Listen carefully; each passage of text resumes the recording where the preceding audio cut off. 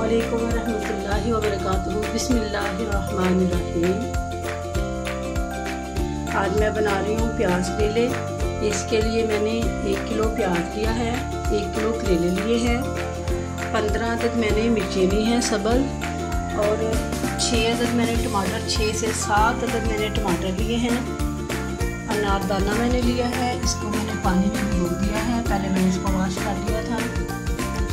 नमक है मेरे पास, गरम मसाला है, हल्दी है, लाल मिर्च पाउडर है और खुश्क धनिया है।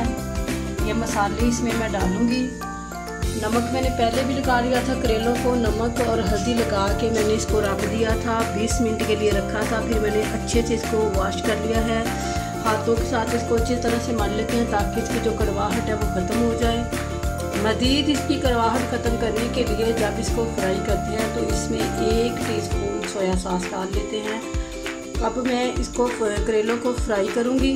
फ्राई करने के लिए सबसे पहले मैंने एक पैन लिया है, पैन रखा है, उसको मैंने गर्म कर लिया है। करेले उसमें बगैर घी के, अभी घी नहीं शामिल करना, मैंने वैसे ही करेलों को ड्राई करना है। जब ये खुश्क हो जाएंगे तो फिर इसमें घी शामिल करूँगी।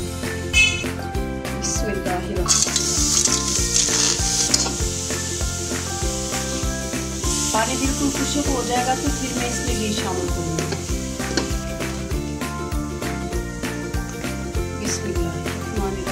पानी खुश्क हो चुका है, मैं इसमें घी शामिल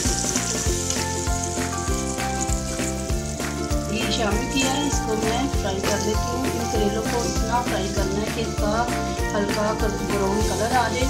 जब इसका कलर आ जाएगा तो फिर मैं इनको निकाल दूँगी। घी से इनको फिर निकाल देना है।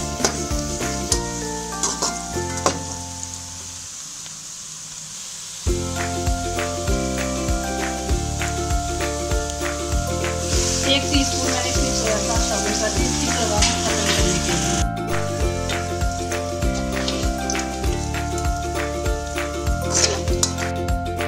बिस्मिल्लाहिर्रहमानिर्रहीम। प्याज ये मैंने करेले फ्राई कर लिए हैं। ये हल्का ब्राउन का मैंने कलर किया है। तो अब मैं फ्राई प्याज कर लेती हूँ।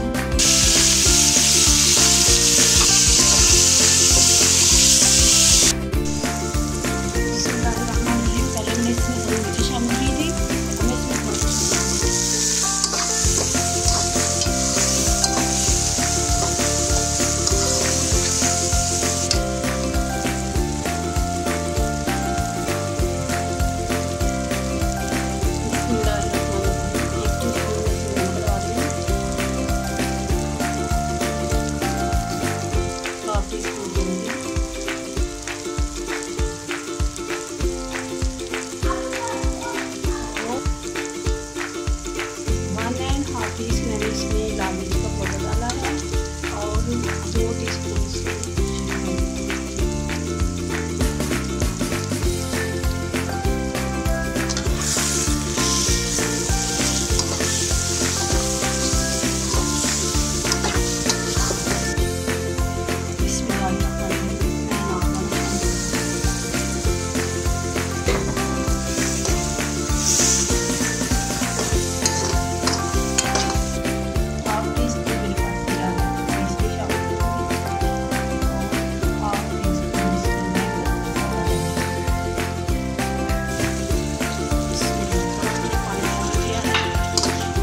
थोड़ा सा पानी शामिल किया ताकि ये जो नमक मिर्ची है अच्छी तरह से भून जाए।